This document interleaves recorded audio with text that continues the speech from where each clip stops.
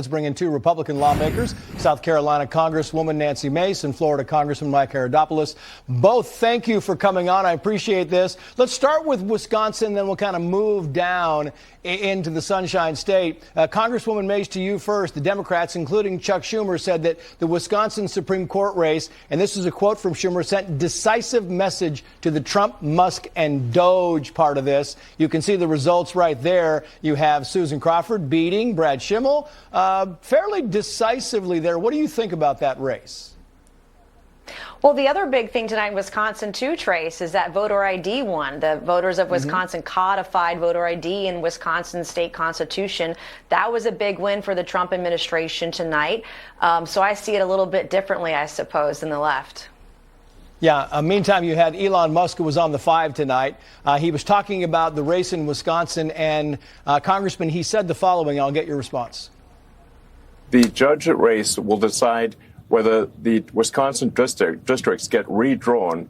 They're going to try to gerrymander Wisconsin to remove 2 Republican seats. And as you know, the House is currently Republican by a razor-thin margin, which means that losing this judge race has a good chance of causing Republicans to lose control of the House. He's talking about redistricting there. Clearly, I mean, the Wisconsin Supreme Court was already liberal. Now it goes a little bit more liberal. Abortion was a big issue there. What are your thoughts on that Wisconsin Supreme Court race? Well, we're not happy with the result, of course, is in the judge's election. But as Nancy said perfectly, we won the real policy debate tonight. And we want to make sure that people show their identification before they vote. The good news, more than anything else, is we'll get into in the Florida issue. We have 2 new Republican congressmen, bringing our majority to 220 versus 213 for the Democrats. We're ecstatic about the results tonight. It affirms that the president's message is resonating. And even when the Democrats throw a lot of money at us, we win.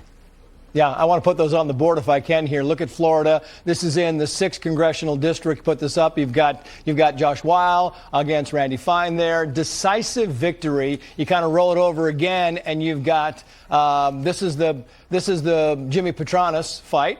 Put that up on the screen if we can, against Gay Valamont. And you've got another one. I mean, we're talking about 15 points here. Congresswoman Mace, this was not even close. And if you hear the Democrats on CNN and MSNBC, they were talking about a nail biter 4 hours ago. Oh, no, that's right. Well, all week, Trace, Democrats, the left, legacy media, mainstream, lamestream media were saying that Randy Fine's race was in play. He was going to lose.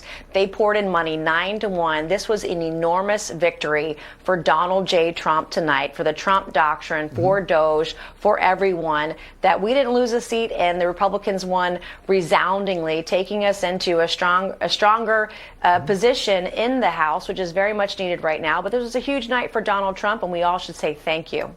Yeah, I mean, Congressman Paradopoulos, you look at these numbers, and there was a bunch of money thrown in by Democrats, and they really did think they actually had a chance at this. Some were saying, oh, it might be 3 points the Republicans could win by. It was dominating, and it really shows you that this was not, at least in Florida, a referendum on Trump and Musk.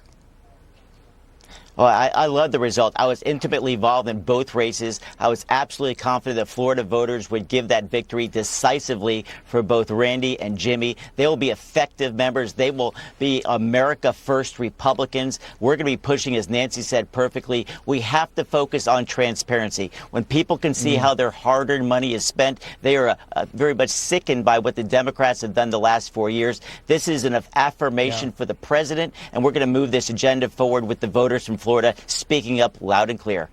Congresswoman Mace, I know you were on the JFK thing today. I want to play some sound from that and then get quick comments. Watch.